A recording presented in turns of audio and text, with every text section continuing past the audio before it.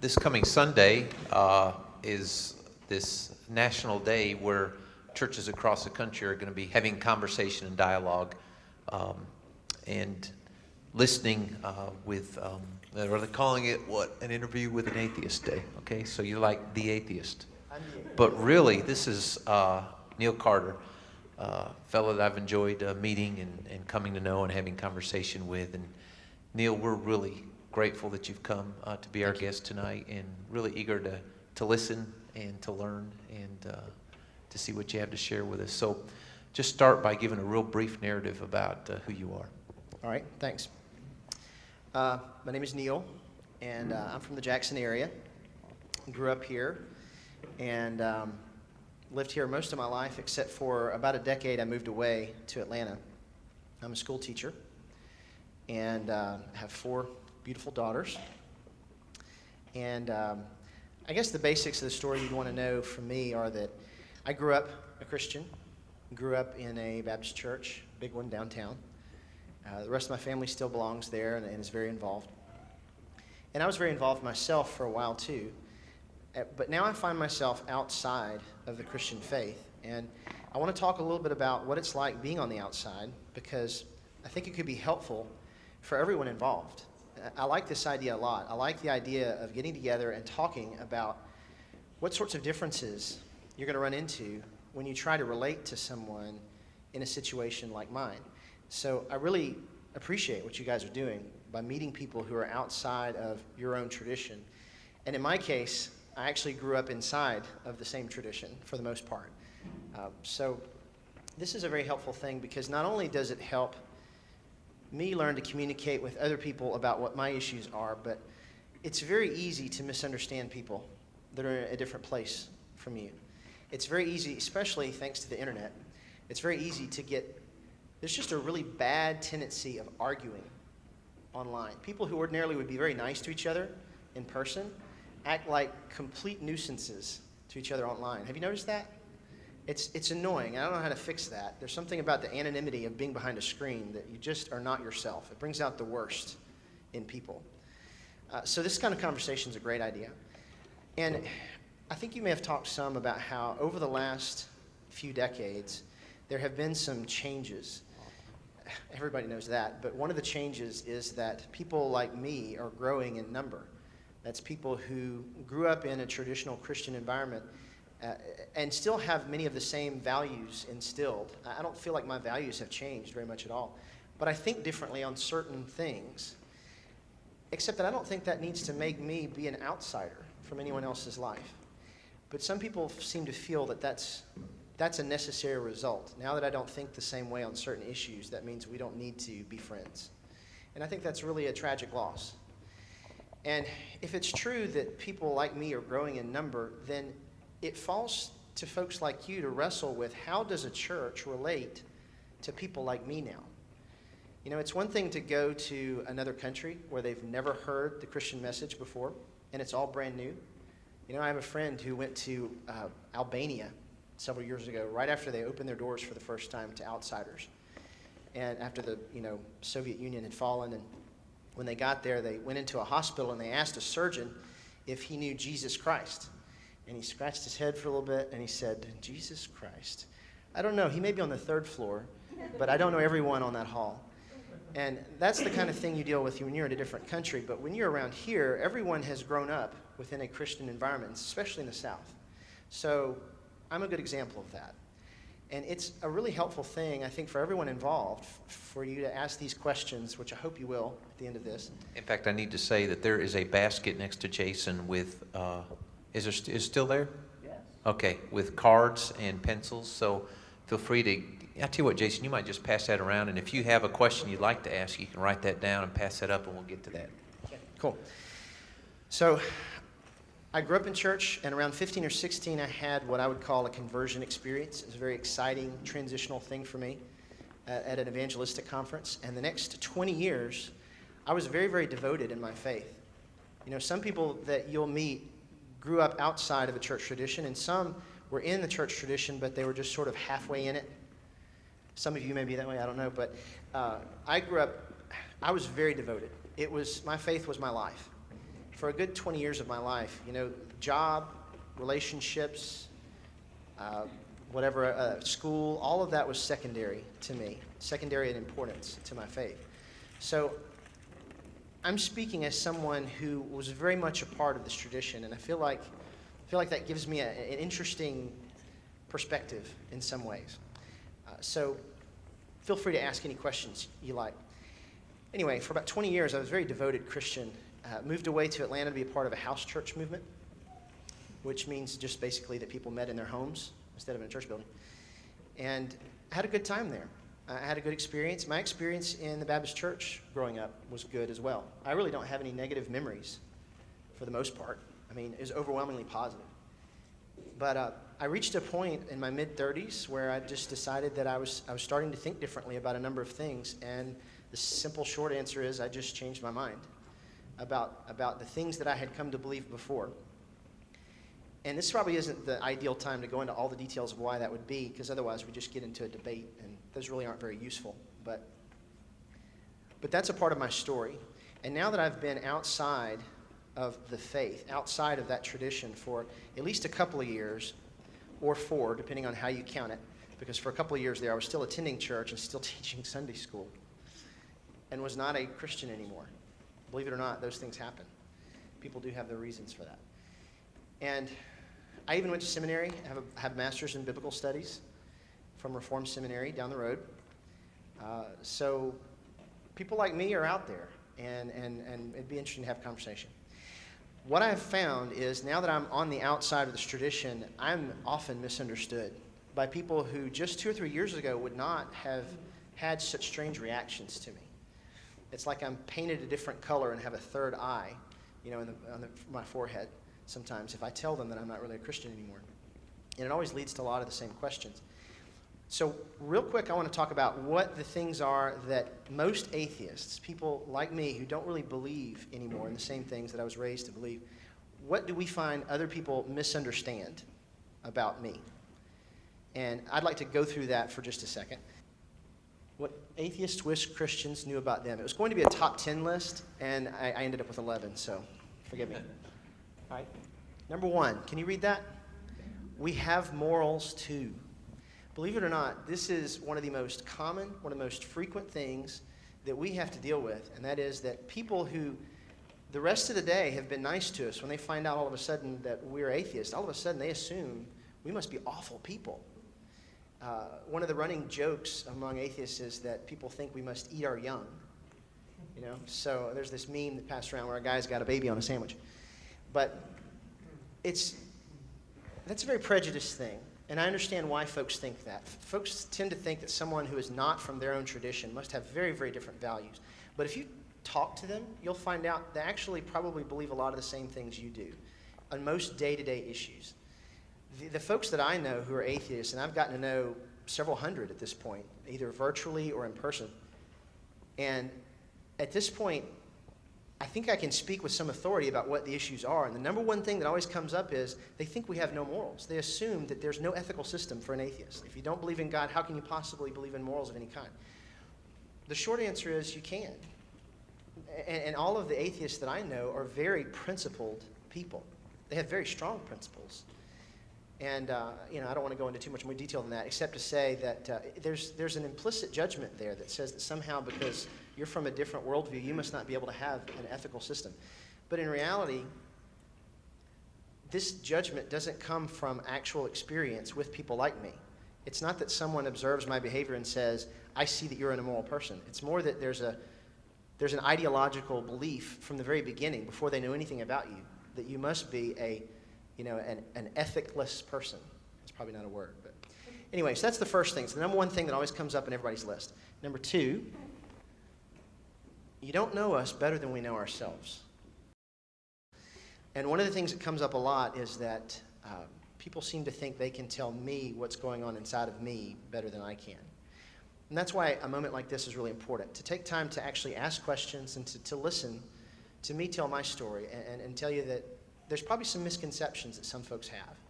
And I talk with people online a lot, and they often will tell me, well, here's what's really happening to you. Surely that would insult you as well. if somebody says, well, see, I know better than you do. It's different, though, if it's somebody that lives with you, it's your parents or a spouse or a best friend of 20 years. They may tell you something about you that you didn't know. Everybody has their blind spots, right? But I'm talking about complete strangers, assuming they know everything that they could possibly know about you, and they know more than you about you. And they say, let me tell you what's really happening to you.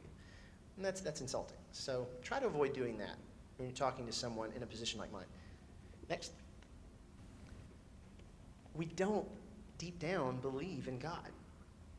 We don't. That comes up a lot. I said your particular God because there's always an assumption that whichever God you believe in must be the only one worth looking into. But I've actually gotten to talk with a lot of other people who are Muslims, who are Hindus, who are Buddhists. Buddhists don't technically believe in a God most of the time, but there's a lot of different faiths out there. And if you interact with many of them, you'll find out that a lot of them seem to assume also that you're supposed to be believing in theirs. And anybody who doesn't believe in a God is rejecting their particular God. And deep down, what comes up a lot is I'm told, you must really deep down believe in God, and you're just lying to yourself. And that goes back up to number 2. But also, I just need to tell you, I really don't. It's not like I'm pretending. It is possible to believe at one point and not believe later. So you'll just have to take my word for it. We're not lying about that. Next. We don't hate your particular God. I would say just God, except again, I've had to interact with folks who believe in multiple gods. But to assume that non-belief means you hate something, that doesn't even make any sense. Because I also don't believe in Allah. Do you believe in Allah? Actually, Allah's the word for God, so yeah. Okay, all right. Well, that depends on how you define it, because I have a feeling the Muslim friends might not say the same thing. Do you believe in Zeus? No. No. Why do you hate Zeus? That is one of the most frequent questions I get when I talk to people online and they find out that I'm an atheist. They say, why do you hate God? And again, back to number 3. You don't understand. I really don't believe. I mean, I understand that you feel that's a bad thing, and I know, but just number 1, give me the basic respect of believing me when I say I really don't believe. And then number 2, don't assume that means I am being rebellious against one particular God or another, because how many gods do you not believe in? And why do you hate them all? That doesn't make any sense. So just think about that a little bit. We don't all disbelieve because something bad happened to us. And one of y'all has probably already written that question down. What happened to you? My experience was positive. I actually had a good time. There are other reasons, and they weren't because something bad happened to me. For me, it was mostly a rational process. But there's an assumption among many people that the only reason somebody could go from believing to not believing is if something tragic has happened to them. And it's probably because you've seen that happen to somebody. You've seen their faith be rattled and shaken by something difficult happening to them. But it's overly simplifying thing to assume that the only reason people would disbelieve is because something bad has happened to them. And do you also understand that there's an implicit insult in that? Because what you're saying is the only reason you could not believe in the same thing I believe in is something's broken. Something's wrong with you. You have a major, major flaw. So there must be damage of some sort. What was it? What was it that messed you up? Do you hear the insult in that?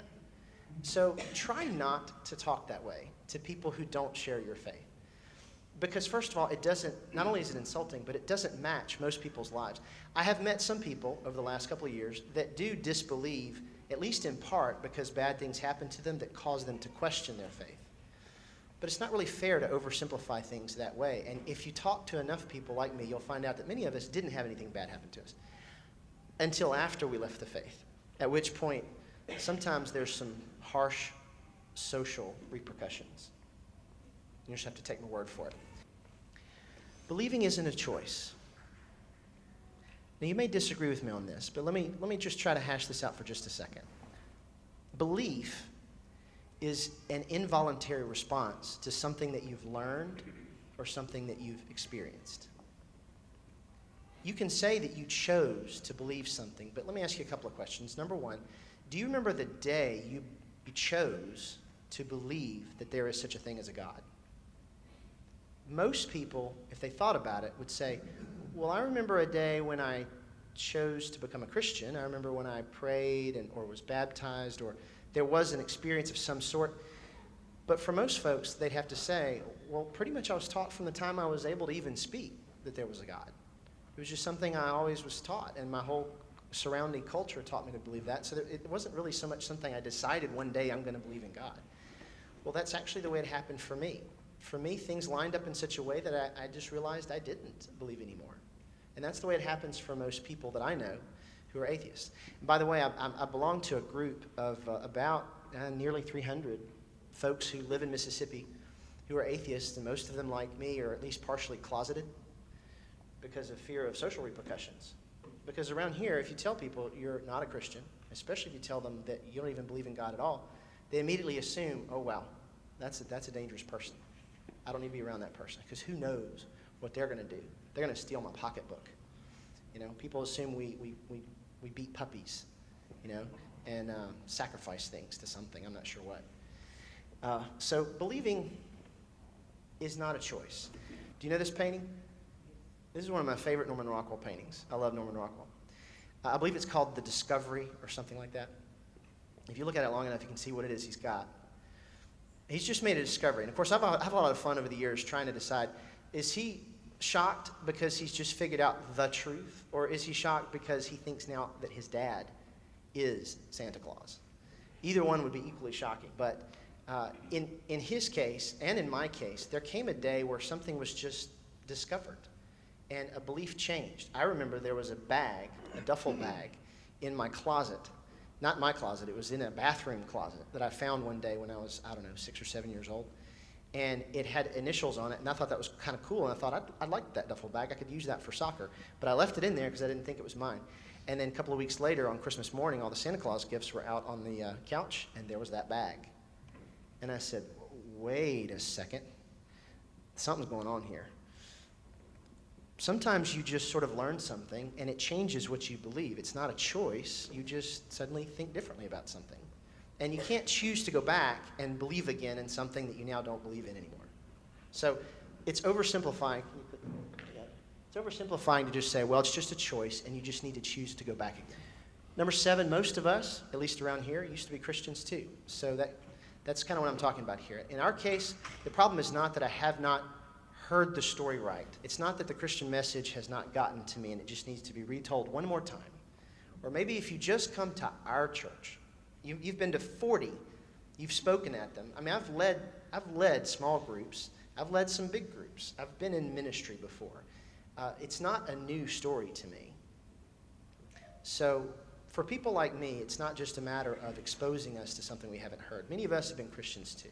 So you don't have to just go through and tell us all the same things again. Get to know us and what our issues are, and befriend us, you know? Next. Quoting the Bible doesn't work like a Jedi mind trick. I don't know if you've had this done to you, but there are some people who, when they want to make a point, instead of saying what they think about something, they get this kind of glassy-eyed stare, and then they quote a Bible verse. And that's great, and I could quote them too. Like I said, I've studied the Bible quite a bit, probably more than most of you, I'll bet. One of my students in history class one day said something like, Mr. Carter, why do you know so much about the Bible? And I said, well, I have a degree in it. And they said, is that like a belt? And I said, yes, that's right. I have a black belt in karate, in Bible. And, anyway, I've had many people do this where they think, maybe if I just say the words again, something's going to happen to them. But it's not a magic trick. Learn to converse and have a real conversation with somebody about what it is you want to talk to them about, instead of just quoting Bible verses. Maybe you people don't do that, but I've met a lot of folks that just seem like they can't talk without just quoting Bible verses. So try to maybe get outside of that. We don't worship the devil. We really don't, because we don't believe in the devil. If we don't believe in God, why would we believe in a devil? So, no, don't picture that atheists, what do we do when we get together? Well, does that mean, do we get together in a circle and make pentagrams on the floor and kill cats? You know, you might like that. There might be a couple of people who want to do that. You're a dog family then, right? All right. Anyway, so we don't worship the devil. In fact, to us, the idea of the devil is kind of silly. In fact, if we wanted to make an argument about it, I think people tend to ascribe more power and authority to the devil when they talk about the devil than they do about God. There's all kinds of things God won't do and can't do, but the devil can just do anything he wants. So to many of us, the concept even doesn't make sense. So no, we don't worship the devil. Last two. Hell doesn't scare us because to us it doesn't even make sense. And many people don't understand that. When they're talking to me and they think, but aren't you afraid that you're going to burn forever in hell? No, not really. Because it doesn't make sense to me. And I could talk about why it doesn't make sense, but again, this isn't a debate setting, so I'd rather not do that anyway. But that would be good to know. And I've had a number of well-meaning people think and tell me, maybe if you just think about the fact you're going to burn forever.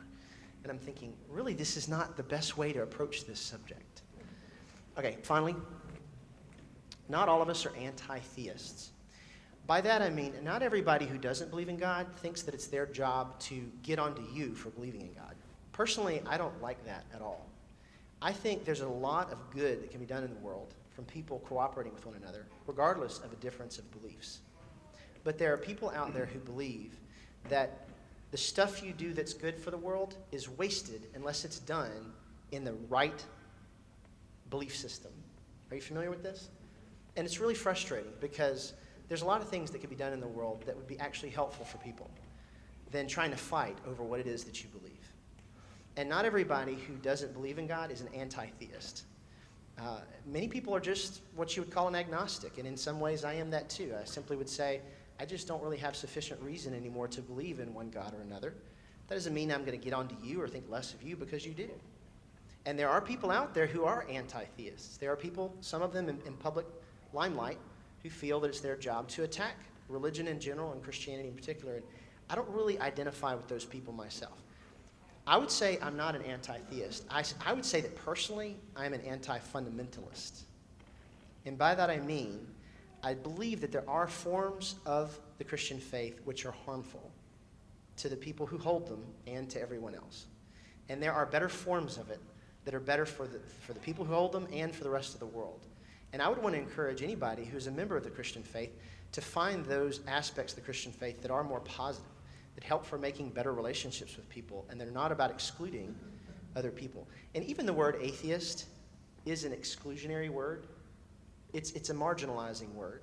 It's the only thing I don't really like about it because it describes me in terms of what somebody else believes. So it's true that I am one of those, but at the same time, there's other ways of thinking about who I am. I'm also a person. So get to know me that way. I can say that you've been very, very consistent, at least in our conversations, and that's one of the things I've been very appreciative of, is that you haven't tried to ridicule my faith, or we haven't even gone there. You're trying to win me over either. There's no need. We've been able to talk about common struggles, and that's been really helpful to me. We're going to do a short piece before we get to the questions, and Neil is going to talk about, and you might bristle up against this, but he is going to talk about from his perspective how he thinks Christians could be most effective in the marketplace. Now you're thinking, why would we listen to somebody who doesn't believe talk about how believers ought to be in the marketplace? But I'm going to challenge you to have enough courage to listen and to consider and to hear him out, and I think that that's a valuable thing. And while you're kind of doing this short piece, I'm going to go over and go through some of these questions. If you have other questions, just kind of raise them up, and we'll try to get through some of those. So talk about that. I hope I set you up well. Yeah, that's great. Yeah. I'm not going to be real long about that either, but he asked me a question as we were having conversation about what I see the Christian's role in the marketplace is from my perspective. What would be your role in being a part of the kingdom of God in whatever form that looks like? And I've had enough years as a Christian in a number of different settings to know what that's asking. And the best way I know to answer that is to say that there are two competing narratives. There's two competing ideas about what the Christian's role and what the church's role in the world should be. Goofus preaches to his friends in order to convert them to his own religion. He believes people will go to hell if they don't believe the same things he believes. Gallant doesn't believe in conversion or eternal torture, so he spends time with his friends enjoying their company. there's two competing narratives. One says the church's role in the world is to convert the world to think the same way they do and believe the same things they do, because if they don't, it's going to be bad. And whatever form that takes is different from group to group. Some, it's a matter of eternal hell. For some, it's just a matter of the world going to pot. You know, I'm not sure what form that would take, but one of the popular narratives that's been around since about the mid-1800s is that a bad guy is going to show up one day, and the bad guy is going to take over everything. Some people think he already has around here. That's a catchy narrative. That'll sell, and that'll preach. It'll preach and sell, and it does. People have actually gotten quite wealthy off of this idea, because fear tends to make a lot of money. I don't know if you've noticed that. And the internet seems to have hyped that whole thing up. But there is another narrative that says, what if we see the church as a light of the world and salt of the earth, as something that is a presence in the world to make it a better place? That is another way of looking at what it means to be the kingdom of God. That's another way of looking at what it means to be heaven on earth, your will be done on earth as it is in heaven. And it's not trying to convert others to be what you are, but simply relate to them in such a way that you meet them where they are and be a positive presence in their life. And that's two different ways of approaching the role of the church in the world. And I can tell you right now, as someone who is outside of the faith, which one I would respond to better. I would have no reason to have conversation with this guy. And if the goal is to convert me, you've failed at the beginning, because it's exclusionary talk. Now, the question of whether or not it's okay to believe in the things he believes is a separate conversation to have. But I will tell you that the effect on someone like me is that I'm going to turn you off. That's not a way to have a relationship or a conversation with someone like me. And fear certainly is not a great way to build a good relationship.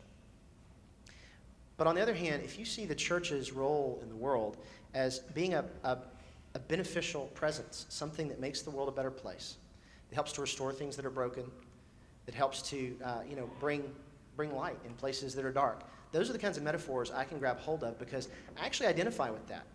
I would call myself a humanist. You know, the word secular humanism is a phrase that was thrown around a lot when I was a kid. And I was into studying foreign religions, and secular humanism was a bad word. If you were a secular humanist, that was something you said when you kind of sneered when you said it. But I actually would consider myself that now. And all it simply means is you want to see the best good happen for the most people possible. And you want to be a part of that in any way you can. And the goals of a secular humanist are not significantly different from the goals of this second narrative, the narrative that says we're not here to make everybody think like us. We're here to be a light and a presence that brings positive things to their life. So that's my main answer to that question is, if you, on the one hand, adhere to the first narrative, goofus, I think what you will find is there's a growing trend among many people to make, through legislation and through other kinds of pressure, make the Christian tradition the only one that's acceptable, certainly in this country and maybe everywhere else. But I mean, when I was taking civics and government, I was taught that pluralism is a good thing. I was taught that it's actually good to be tolerant of different religions, because you can actually run a government better that way without getting tangled in different denominations and arguments over which way is the right way to think. And so that's a great idea in my belief. But Goofus was really against that. And Goofus would like to see the Christian worldview be everybody's worldview. And that conversion mentality leads him to be exclusionary. It leads him to do things that are frankly mean.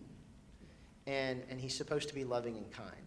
So I guess the analytical thing I'd like to leave you with on that note is to ask yourself, do I behave towards people like Neil, people who aren't a part of my tradition? Do I behave in such a way that excludes them, that makes them feel like you're not a part of us and we would like to keep you away as much as possible? And I even have a challenge for you. I saw this on a meme not too long ago. There was this guy that said, Christians ought to go around with a shirt that says Atheist on it for 1 week, just 1 week, to see what kind of a treatment they would get from people. And then atheists could put on a shirt that says Christian on it, with a fish on it or whatever, and walk around in that for a week and see what kind of treatment they get. That would be an interesting experiment to do. And I think what you would find is people step back from you, like they're going to catch something from you, like you've got some kind of disease. Okay, and continue to write some questions if you have some. We've got a good 20 minutes. This is just about perfect. I've got two sets of questions, and one set kind of has some to do with some apologetic questions about the universe, and why can't. And I'm probably going to maybe just not ask these, because what we're really trying to do is we're trying to understand each other, and I don't want to get into a series of questions that are challenging of each other's beliefs. I want us to hear each other's beliefs. That's not to say that these are not important questions. They're very important questions. Some of you guys in the youth group may have asked these. So they are so important that I think they deserve a very full conversation. And I love those, by the way. He loves. So if we have time at the end, we may throw some, but if not, Let's do the other stuff first. I promise, I know Jonathan, we'll get to these because they're good questions, okay? So I just want to hold that up, and I hope that's okay. So I'm going to start with some questions I think that kind of promote argumentative? some more. Yeah, okay. This is an excellent question. This is really a good question. You're doing a great job over there, Amy. We as Christians have periods of doubt. Yes. Do you have periods of doubt in reverse? Not much lately. I did for a while, and the shortest answer to that is that I always hold what I believe with just enough of a loose grip that I believe that I'm convinced that I am able to misunderstand everything. And if at any point I get to the point that I think I've arrived and I've got it all figured out, I quit learning anything. And that's always been my posture. That was my posture as a Christian. In some ways, that's partly responsible for why I'm not a Christian now, but it's also quite possible that I could change my mind in the future. I have written about these things. I used to write back when I had a life. Now I have too many jobs and I have 4 children, so I do have a life. It's just I'm not free to do stuff I want to do, but I used to write. And I've written about this before, and I've just started blogging about it again this week. I don't even know if it would show up on Google, but it's Godless in Dixie. Eventually it'll be searchable. I don't know if it's going to show up yet or not, but I've written some about that at length. But the short answer is that the very reason that I became a non-believer, a non-Christian, is over time I became convinced that we are really, really good at fooling ourselves, at making ourselves believe what we want to believe for whatever reason, maybe for personal security, maybe for personal gain, whatever, I don't know, but we are very good at lying to ourselves. And becoming convinced of that is, I think, one of the main reasons I started to analyze my own faith and try to decide why is it that I believe what I believe and how much of what I believe really is absolutely certain. But that same uncertainty and that same analytical curiosity is always going to be with me. And it is always going to be analyzing my unbelief just as well as my belief. So do I have periods of doubts? Every day I question what I believe, but that's actually been the way I've always been. And I hope that I'm always that way. I hope that I never get to a point where I say, yep, I got it all figured out now. Something could happen tomorrow that would change everything. And I'd go right back to believing in that or something else or who knows what. If at any point, if I stop being willing to question what I think, I've just given up. So that's my answer to that. Okay. Your answer. And, when I was trying to search and find other people who were dealing with the same things that I was dealing with at the time that I was sort of in transition between these two worlds, I tried reading books, and they were totally unhelpful, totally not helpful at all. And the main reason was most of the people who had written books to deal with these things had never really been Christians themselves. And they write about faith as outsiders of the faith. And they have a tendency to be belittling and to mock the Christian faith and any kind of faith. And I remember how much that rubbed me the wrong way, because it didn't account for the fact that I know what it's like to believe. I know what it's like to have all of the same beliefs that you have. So it's really impossible for me to fundamentally think less of you, because I was raised to feel and believe the same things. I don't know if that only partially answers the question, I suppose, but I believe that I'm just as able to be incorrect about anything and everything myself.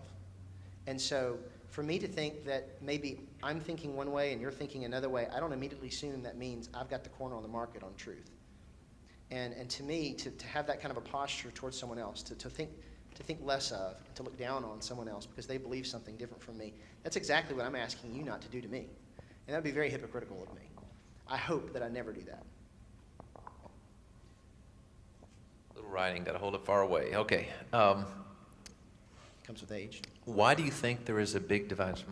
Two or three questions here. Why do you think there is a big divide between Christians and atheists in society and mainstream media, that they're attacking each other? And what do you think the relationship should look like? Okay, so the first part of that. Well, they feel mutually threatened by one another. And when it comes to questions of religion and politics, I've found emotions are always really, really raw. And I think that's because with both politics and religion, both those things, it's so hard. It's so hard to analyze what you think about each of those things. It's very hard to be fundamentally analytical and critical about basic frameworks of thinking. If you were raised to be conservative, you're probably going to continue to think like a conservative. If you were raised to be liberal, you're probably going to continue to think like a liberal. But sometimes people switch from one side of a fence to the other, and it's hard. And it's hard. You gotta do a lot of thinking and talking. It's not something you do overnight. It's something that takes a lot of interaction with a lot of people, and it can take years to think through those kinds of issues. It's so hard, in fact, it's exhausting, and it can be frightening. It can be frightening to have all the basic things you believe thrown into question. It's almost like somebody's pulling the ground out from under you, and now you're floating in the middle of nothing. And everybody has had that moment at some point where they've questioned some basic things that they believe, and they did it just long enough to frighten themselves to death. Surely everyone's had this experience in some way or another. That's what it's like to try to analyze the very basic things you believe. And so when it comes to differences on really big questions like political outlooks and also on religion, I think that it's just so emotional to try and get under. It's like trying to look at the back of your own eyeballs. You know, it's extremely difficult to do, and it can lead to so much mental anguish. It just takes so much work. And it also, because of this misunderstanding about the values of an atheist and the misunderstanding many atheists have towards Christians, there's a tendency to just judge another person because they're different. And so that makes them fuss at each other. It makes them critique and judge each other. And that's just basic, I think you call it xenophobia, when you don't like things and people that are very different from you, and so you automatically dislike them. And that's actually the root reason behind racism. And it's the root reason behind a lot of different kinds of exclusionary relationships. People who are very different from you feel icky. And so you want to stay away from them because you're afraid you're going to get something from them that's bad. And it's kind of that at the bottom, I think. That was the first question. And the second one was... What do you think these relationships ought to look like? And, of course, what we're doing tonight is part of that. Learning to respect one another enough to have a conversation. Learning to suspend judgment just long enough to find out more about the person. If you get to know me, I think what you'll find is I'm a very normal person, and I'm probably exactly like you. I think even if you were to analyze any of the people that I've met through our Facebook group, you would find that on 90% of issues, if you were to talk about what they think should be done, they would agree with you on like 90% of things. There's a handful of things that we might disagree on as far as ethics is concerned or how certain social situations should be played out. But the only reason those have become such a focal point is they've become watershed issues, and they've been hyped up through the media. For example, we might disagree on whether or not marriage should be defined as just between heterosexuals or if it also could be for homosexuals. There's differences of opinion between Christians on that matter. But because that happens to be one issue that might be a difference between the two of them, out of the 100 things, there's only 10 that they disagree on. Those 10 might be all they ever talk about. And if you get stuck in that habit of only talking about the things y'all are different on, you'll always think of them as that other, that thing that's not like me, and therefore I don't want to be around it. So my suggestion is learn to find the things you have in common. Learn to find the things that you can. I mean, just even conversationally. You know, I mean, if I hang out with friends that maybe we don't do all the same things anymore, there's some things we do. We raise children, for example. Our children are probably friends. My children, by the way, are all very devout Christians. They're still very involved in church. And we have enough in common that we can build a relationship and we can be friends if you just suspend judgment long enough to get to know me better.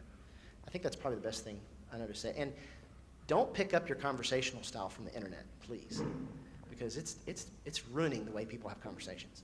You know, and I think that we often don't approach the relationship like that when we think about our Lord. And a lot of his disagreements with the religious leaders of his day is they saw people and they labeled them, and they were sort of in this frame of, we're going to win you to be just like us, or we're not going to like you. But when he saw people, he saw them as they were, and told stories about Samaritans helping people. And so that's a good point. Back to the competing narratives that I'm talking about. When I say competing narratives, I mean that there really are two different ways you can look at your own faith. One of the ways that's out there says you're supposed to separate yourself from the rest of the world. Come out and be ye separate.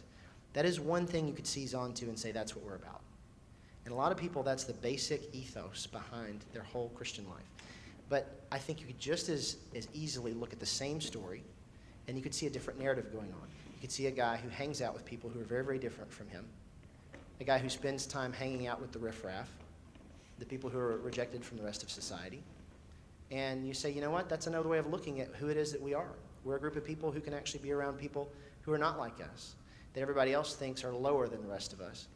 But we're gonna treat them as not lower than us. We're gonna treat them as the same as us.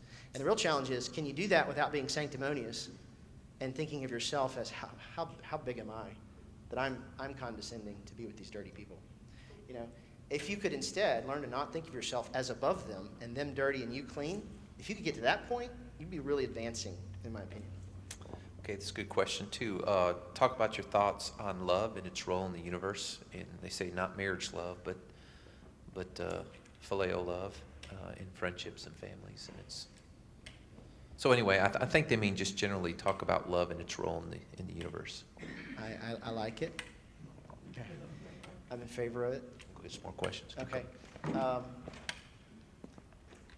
Friendships and relationships are what we thrive on, and both the secular humanist or atheist, and those are not necessarily the same thing, by the way, but the secular humanist and the Christian can agree on that life is better when we're building relationships with each other, when we're caring for one another.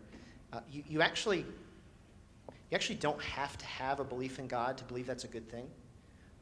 There's even a biological explanation for why caring for one another is a good thing. I've had the problem of dealing with, many of my best friends are in ministry. In fact, all my groomsmen are ministers of some sort or another, I think. And they had some strong words for me about this change in my life. And they went on for quite a while. But one of the things I had to try to explain to them is there are reasons for why an atheist would believe that people should care for one another and look out for one another.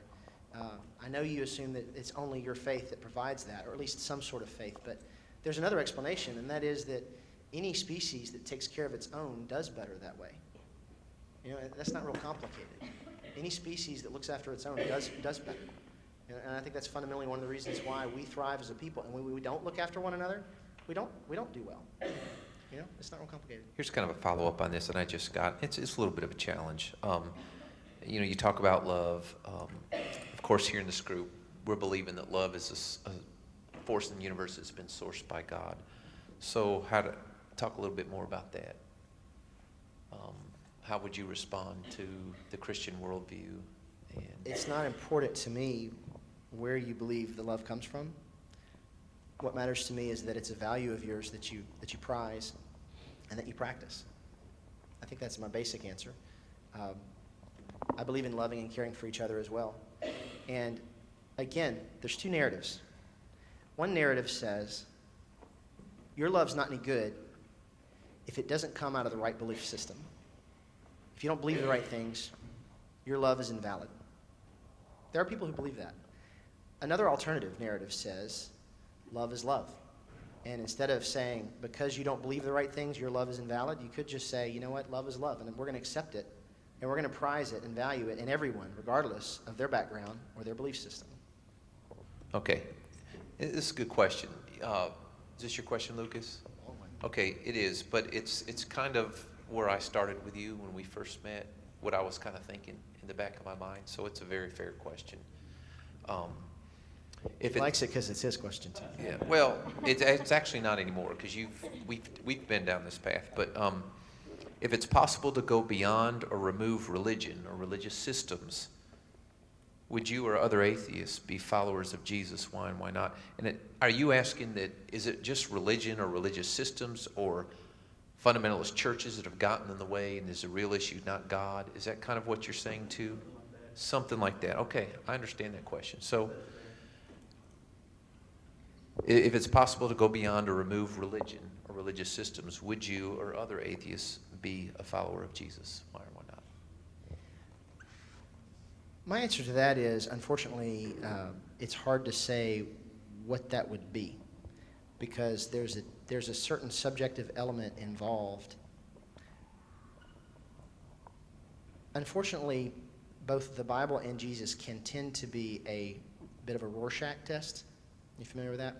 The ink blot, where there's a tendency for some people to superimpose what they want to see into the character of Jesus, into the person of Jesus. And there are multiple competing versions of Jesus out there. One version of Jesus believes that, that the main thing that everyone's to be about is making everybody the same. And for some reason that happens to be American. I'm not sure why. Many people seem to believe Jesus was American. And, yeah, and he's white. That's right. He probably likes fried chicken, But I think there's a tendency to see the version of him you want most. Do I think that there are better versions? Which one's the real version? That's another question. I think that it's difficult from my perspective to parse out exactly, from my perspective, what's happening in the story and the life of Jesus is that there's a reality and there's also some legend involved, some amount of legend involved. Now, how much legend is involved is going to vary widely depending on your view of the Bible. But if I'm right, and there's a significant amount of legend involved, then some work has to be done to peel away the layers of what isn't authentic and get back to what is authentic. And so that kind of work has to even be done to even answer the question, which is the real Jesus, is sort of the question that I'm asking. If the Jesus that is real is a Jesus who is inclusive, who teaches to love and to accept and to give the way that many people believe, I'd be cool with that guy. I could eat supper with that guy. I could hang out with him. I could be friends with him. But there are other versions, and you have to decide which one it is that you really believe in. So I don't know if that answers your question or not. To whatever extent the Christian message agrees with the same sorts of principles that as a secular humanist I see as being helpful principles to the world, I think we could actually walk on the same path in many ways. It's just that there are many who feel committed to separating them and saying, first, let's talk about how we're different. All right, the barbarians are at the gates. They're about to come and get through the ball. So I guess I'd like just to end up by saying there may be some things that you bristle at that Neil shared. I hope you've taken this as an opportunity to understand who he is and where he's coming from. There's probably some things you disagreed with. There's probably some things you want to take issue with. Here's the deal. If you can't get beyond all that and look at him as a person and think, I would like to be his friend. If you can't do that, I think I would challenge you to think about that's the distance between you and the heart of our Lord. This is a person that was created in the image of God, and that God loves just as much as he loves me. And can I look at him and can he look at me as two fellow human beings who were put in this world and to respect and take care of each other?